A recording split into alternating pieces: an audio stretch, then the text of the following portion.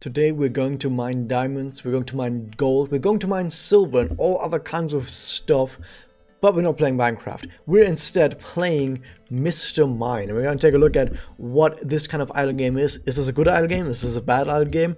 Well, here's my review of it. So this idle game is specifically on Steam, because I'm right now reviewing specifically idle games that are on Steam.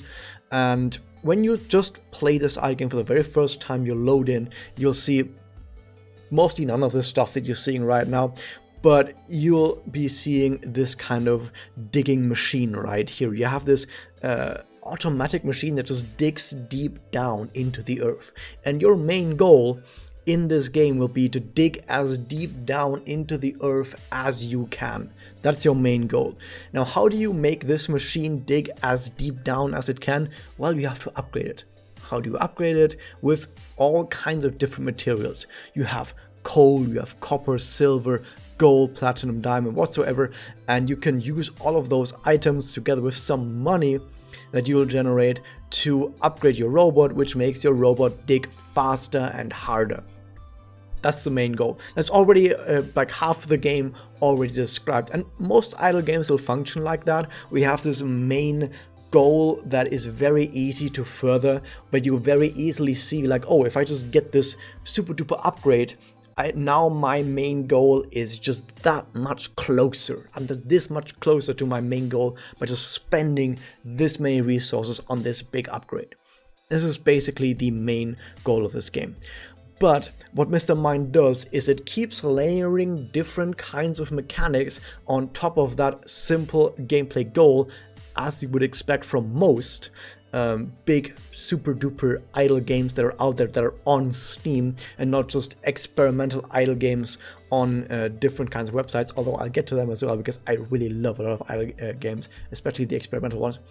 But when it comes to the ones that have been released on Steam, you'll usually see like one central mechanics and then a bunch of other mechanics that are layered on top of that.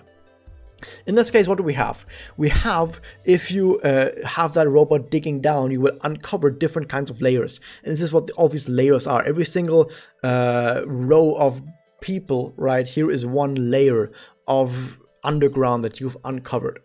And when you uncover materials, you get to sell those materials. Just press this button, it sells your materials, and you will get money depending on how rare those materials were that you have. And with that money, you'll not only just get better upgrades for your big digging robot, you'll also be able to buy miners. You'll be able to hire miners that will dig for you. Now, they don't actually dig deeper into the earth for you, only the robot does that. But instead of digging deeper into the earth, the miners will automatically generate more of these resources. These resources you can also generate by finding deposits like this right here. It's hard to see because a lot of these resources blend into the background, which is probably one of the bad things about this game. It's sometimes a bit hard to see those resources until you get a specific item that allows you to track these resources. But you can find these resource deposits that if you click them, you just get a bunch of them, and the miners will automatically just generate these resources for you. Resources that you can sell for more money, and the money together with the resources allows you to buy more items for your big robot to dig even deeper. So everything plays together in this game, as you would, like I said, expect from most idle games.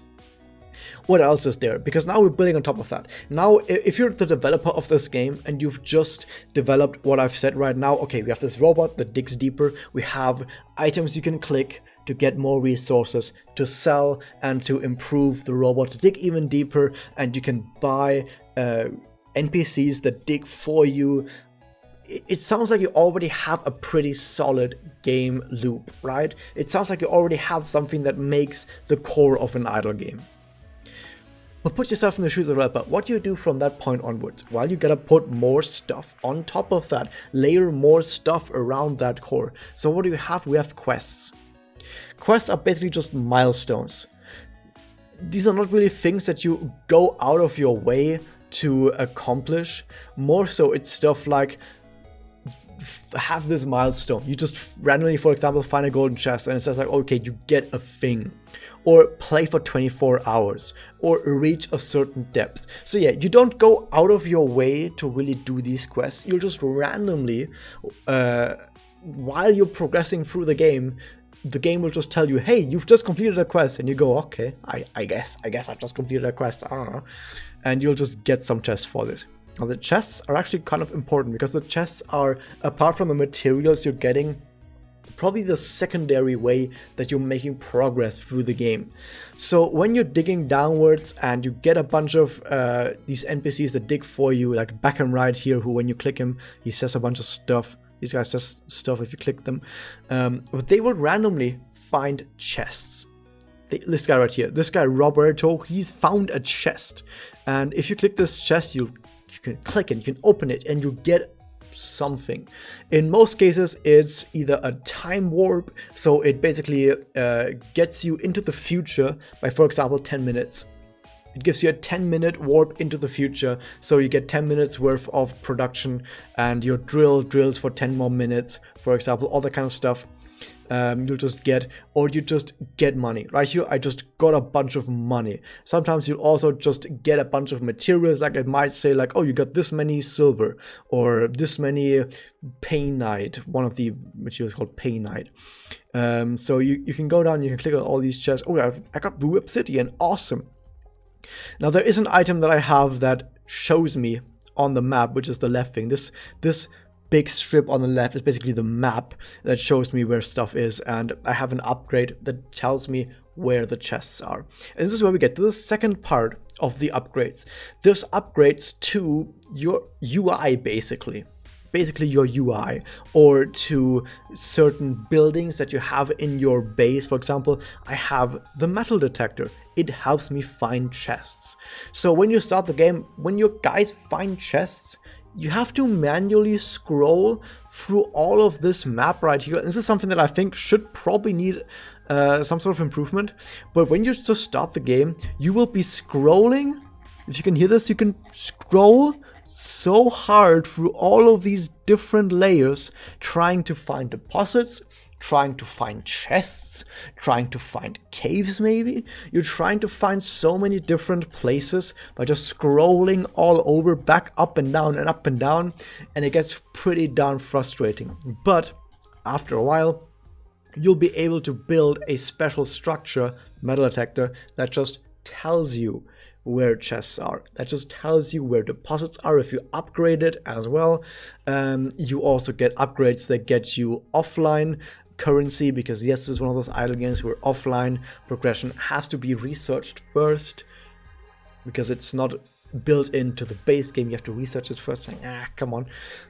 You also get other upgrades. You get other buildings that you also uncover the deeper you drill. So the deeper you drill, the more stuff you'll uncover. You'll, for example, uncover the trading post, which allows you to pay some material, pay money, pay whatever to get something for it. For example, right here, I got a trade for $1.8 billion for basic chest, or for 100,000 coltan, which is a kind of material that you try and get, for $100 million, which is not worth it. I think 138,000 coltan, I think, sells for more than that, so it's actually terrible.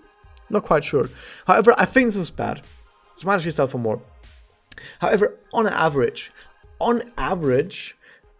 these trades are worth it, right? So that they are extremely random. It's extremely random what kind of trades you'll get in here, but on average, they'll probably be kind of worth it. And sometimes you get trades in here that are really goddamn terrible. Like I think this right here is extremely terrible. I'm in the billions. Even if this is good, even if this actually made sense, I'm getting 100 million while I already have a few billions. That makes no sense. But I could get a chest, and a chest could contain a few $billion, right? In this case. So let me get the chest. I got 8.8 minutes of time lapse. How much is that worth? Let me check. That's worth like at least $10 billion.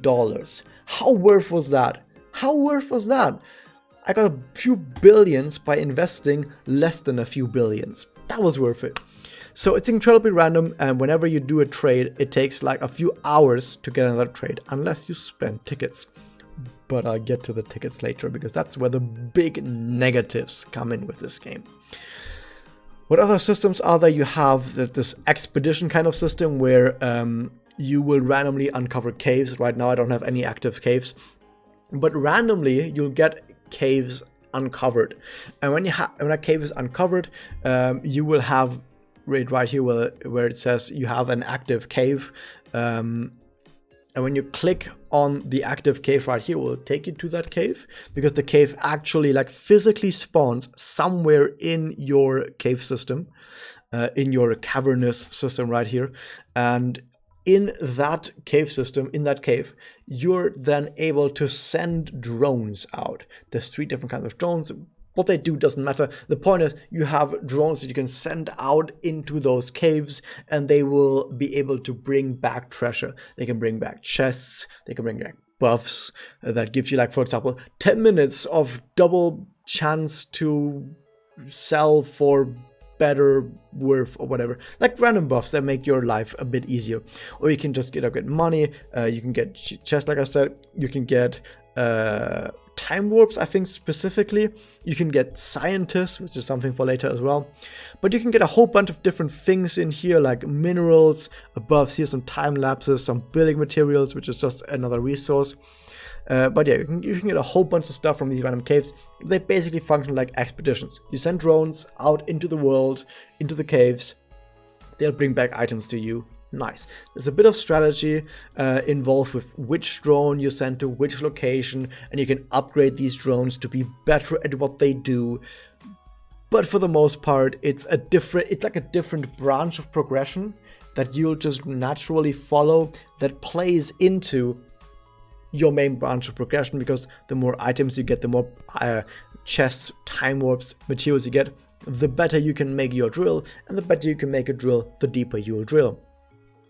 The next big thing is the scientists that I mentioned. These are just characters that you'll find randomly across the way while you play the game. So for example, they might be in chests, they might be found on your caves, like in caves either or in chests. You will find these scientists, and you can send them on expeditions to find bonus items. So here I'm sending them on extra expeditions to find more items for me. Nice. Please find me more items, please. They might die, and if they die, you can resurrect them with tickets. We'll get to tickets later. Or you can just let them die and then find more scientists later down the road, okay? What else is there? We're almost done. So in case you're wondering, there's a lot to this game, but we're almost done with the crazy new stuff that I'm about to talk about. The deeper you dig, the more stuff you uncover, and at some point you'll uncover the underground city, which is just another branch of progression. In this case, it turns out when you dig too deep and too greedily, you'll find enemies. And you have to fight enemies with weapons. So you just press weapons right here. There's all my different weapons. I'm pressing weapons. This is a very important kind of gameplay where I'm not just randomly pressing the weapons that are available. See, every weapon has a cooldown, and when a weapon is ready, you click it to use the weapon. This is definitely not brain dead gameplay that could be automated by a robot. You're just pressing the green buttons. But yeah, you get to fight enemies with weapons, and you get to find the weapons and upgrade the weapons. And you upgrade the weapons using materials that you craft. How do you craft these materials? Well, you input materials that you've already found on the layers above. So all these materials that you've so far found, you can input them to increase weapon strength of random weapons, and with those weapons you fight enemies, and with those enemies, when you kill them, you get money that you can reinvest into the big robot. A lot of this stuff is like around 3 or 4 different corners, but what it comes down to really is that everything you're doing just has different branches of progression that all ultimately feed back into the original progression, which is make the big digging robot as fast as possible to dig as far down as possible. Now I know there's one, like, I think it's like at least one more mechanic where I think you can like feed resources into the core of the earth, and then maybe there's something above that. But I've played this game for like 100 hours and I haven't gone farther than this. And like, I mean, after 100 hours, I think you should be able to make a review about a game after 100 fucking hours of playing the game. But yeah, now to bring it all back together, now that I've introduced you to all these different kinds of systems that are in this game, what is this game actually like to play? Is this a good game? Is this a bad game? What's the monetization like? So, when you first start the game, of course, it might feel a little bit weird because the game doesn't really tell you much what to do. The game basically just throws you into the game and says, figure it out. I don't even think there's any tutorialization in any way. The game just says figure it out. So you'll figure out how to do the first little bit of progression, to upgrade your robot a little bit, to dig a little bit deeper, and then you'll find more mechanics. Like, for example, you find the caves, and then you don't know what to do in these caves because you'll just get this screen right here with drones and caves and treasure, and you're like, what is any of this? And this is my first a big complaint about this game. When you unlock new mechanics in this game does not tell you, even for a split second, what any of this shit actually does. You'll unlock the cave system and you have no idea what it means. You'll be looking at the screen and you'll be thinking to yourself, what actually is this? What actually is this? What does this mean? Active caves, there's no active caves right now. And you'll wait, and then at some point randomly, you'll find a cave. And then the cave system, when you open it up, it's like a map. You have this map with a whole bunch of different nodes and hazards and treasures on it. And you'll think to yourself, what does any of this mean? The game doesn't tell you. The game doesn't tell you anything about this. Why? Why is that like this? Here's the thing.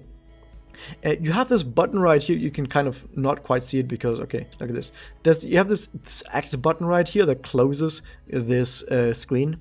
Why couldn't there be a secondary button next to this button? Like an eye. You have this eye, this info button.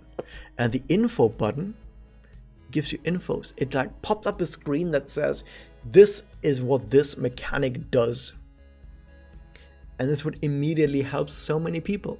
Why is this not in the game? Why is it not in every idle game? I'm gonna be reviewing so many idle games in this entire project. This should be in every single idle game. Have a button that just tells you what anything does.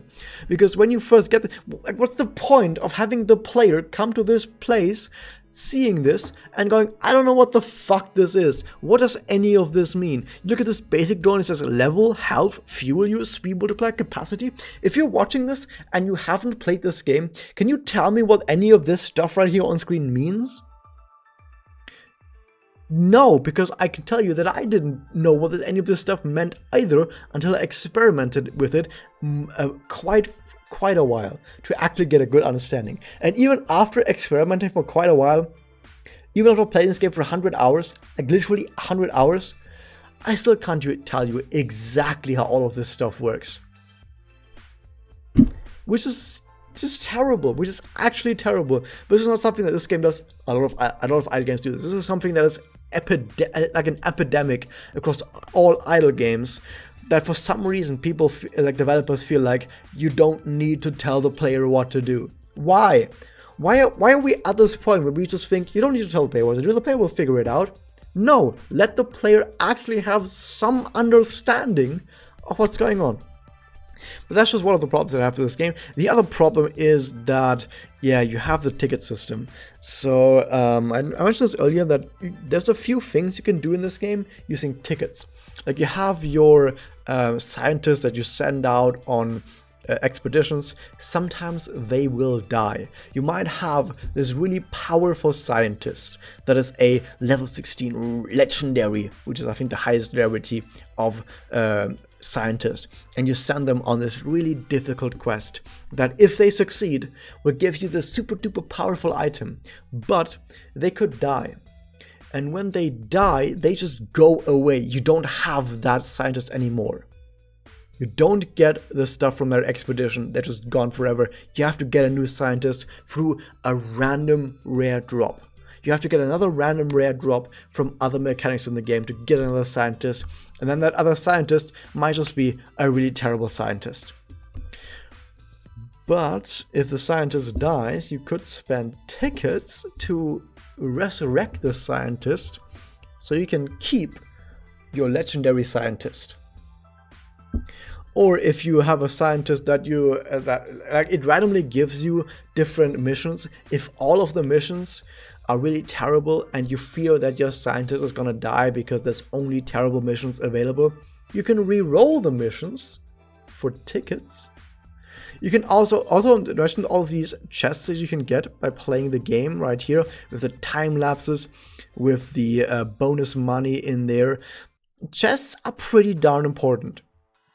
Chests are extremely important because now that I've played the game for like 100 hours, I can tell you that most of the progress you'll actually be making through the game, you will make that progress with chests.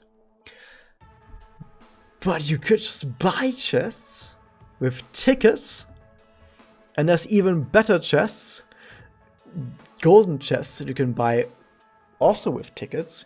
And now it takes 10 tickets for one golden chest and only 1 ticket for a normal chest. Here's the thing, and here's what the big fucking ripoff. The golden chest is not 10 times better than a normal chest. The golden chest is maybe twice as good as a normal chest. But it takes 10 times as many tickets. And of course, tickets. You buy tickets with real money because of course you fucking do. Now, I want to mention something that I'm going to mention in many different idle games. Monetization in itself is not bad.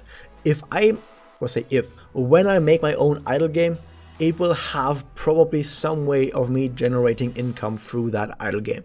Developers should be able to make money through their idle game, right? Here's the thing, like if a developer makes an idle game that is purely free and has no monetization, I think that's a mistake. I think every idle game should have at least a donation button. At least put a donation button somewhere, right? But I think developers of idle games, or just developers of games in general, should be compensated with some sort of income. There's a lot of effort and experience that goes into making good idle games. So when you make a good idle game, you should probably get something out of that, okay? So that's not a problem. The problem is more so how an idle game tries to get to spend money. And I think in this case, it's just slightly too hard on how it gets you to spend money. Now you can get a ton of tickets. Like look at how many tickets. 55 tickets for $5. That's quite a bargain. It only takes like 1 ticket to like re-roll missions, for example. Like in here, re-rolling missions for any of these, like refresh, this takes 1 ticket right here, right? That's some pretty easy stuff. If this guy dies, like if a common scientist dies, it only takes like 3 tickets to revive him. So the prices of actually using tickets for stuff is pretty cheap. But even then, so many things in this game that seem pretty darn important, like golden chests and normal chests, are on tickets that, here's the thing, like if you really want to spend money, you can just buy a whole bunch of chests and immediately put yourself so far into the future. And this is where I'm really torn. Like I know in my review series, I want to tell you guys, is this a good game? Is this a bad game? Is this worth playing? And as a free-to-play player, like I never spent money for any idle game, and it will be like this for the rest of my life. I'll never spend money for idle games. As a free-to-play player, this game seems fine. I'm having fun playing these idle games, I'm making progress, I'm finding new stuff, and I'm unlocking new stuff all the time, but at the same time, if I were to spend money, I could completely trivialize the entire game. So it's a game that is playable, perfectly playable as a free-to-play. You'll have plenty of fun as a free-to-play in this game. But if you're willing to shell out just a little bit of money, just a tiny bit of money, you can immediately breeze through the entire game. Like, bam, and you're done with the entire game. And yeah, that feels weird. That feels weird. That feels really, really weird. So if you're asking me overall, what is the verdict for Mr. Mine? What is the verdict for Mr. Mine? I will say this is my verdict for Mr. Mine. Overall, as a free-to-play player, it's decently fun to play, but, and this is something that I haven't mentioned so far, it will take a decent amount of active play, but I know some people won't really care too much that it takes active play. Some people will be like, oh, active play, I like active play. Active play in the sense that like you will tap out of the game for like half an hour, and then you tap back in, and then you're like, oh, look at that, I've got a bunch of chests, I'll open some chests, cool, I found some chests right here, open some more chests, awesome, here's more chests. Maybe you go and you fight a guy, right? You put your fists up, you fight a guy, and then you do that for a few minutes, and maybe you find a new cave, you'll send some more drones on a cave expedition, and then you'll just tab out of the game for another half hour, and after the half hour you'll tap back in again. And this is that kind of idle game, where you don't leave it idle for like entire days or whatever. You leave it idle for like half an hour and then tap back in, do more stuff. If you're okay with a game like that, then Mr. Mine is totally a fine game, totally a game that I would recommend to you to play if that is what you're out for. But if you're someone who is very easily coerced into spending money and you don't trust yourself, like if you're someone who goes, if I see a good opportunity to spend money, I might just spend a little bit too much. If you can't trust yourself in that, maybe don't play Mr. Mine. But if you can trust yourself to not spend too much money on one game, I think Mr. Mine is totally fine. There's plenty of cool things to do. Plenty of different mechanics that interplay with each other, plenty of stuff to do, either idle or active. So I would give this game not a rating, because I don't rate idle games on a scale of 1 to 10. Who the fuck does that? Wait, I guess a 1 to 10. I don't give it a 1 to 10 rating. That's not how ratings work. If you need a 1 to 10 rating, this is the wrong video for that, because I've just told you what I think about the game, and just by me telling you what I think of this game, hopefully you got an understanding of if this might be a game for you or not. That was that. Hope you guys enjoyed this. Hit that subscribe button, ring the bell, and I'll see you guys next time.